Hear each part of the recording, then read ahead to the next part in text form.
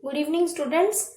Today we will discuss about how to calculate the start time, end time or the finish time, and the time duration. Okay, so what happens is in the question you have to find out any one of these three, and the other two is provided to you.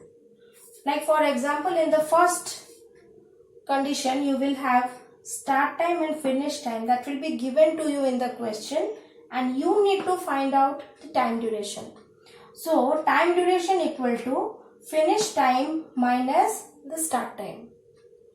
The next condition is, suppose we will have start time in the question and the time duration in the question, and we need to take out the finish time. So for this, the process is finish time equal to start time plus time duration. Okay. Now the third condition is what? You have the time duration and finish time given in the question, and you need to find the start time. So for this, the process is start time equal to finish time minus time duration. Now let me tell you one example of this. Suppose Ravi is getting up early in the morning at 6 o'clock and he is moving out of his house at 7 o'clock. So what is the time duration between he wake up and he goes out of the house? So that is what? 7 minus 6. 7 is your finish time and 6 is the start time. That is the time when he woke up. So 7 minus 6 equal to 1 hour. So 1 hour becomes the time duration. Okay, we will apply the formula time duration equal to finish time minus start time. Now for this one example I am telling you, suppose you know the start, you know that Ravi has got up at 6 o'clock in the morning and after 1 hour he has started from his home. So the question will be at what time he has started from the home. So that means it will be the finish time you have to calculate. So finish time is equal to start time plus time duration. Start time is what? 6 o'clock. So 6 plus 1 hour here. So that is 7 o'clock will be your finish time.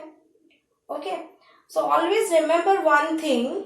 Whenever you take out time duration, you have to represent it in the form of hours and minutes. Okay.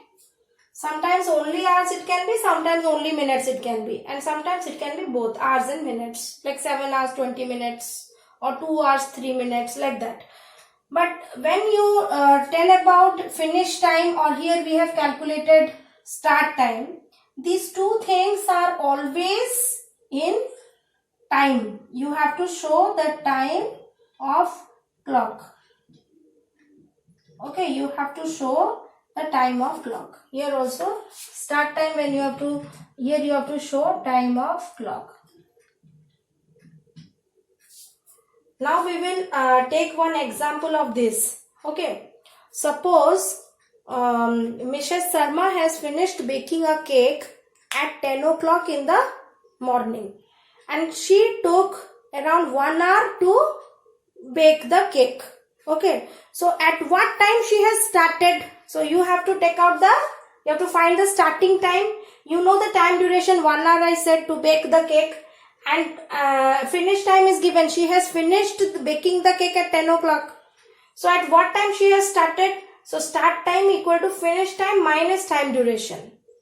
So your finish time is 10 o'clock and time duration was 1 hour. So 10 minus 1 will give you what? 9 o'clock will be your start time. Okay children, so in this process you will have so many questions and you have to follow these kind of methods. Okay, with using this kind of formula you can solve as many questions.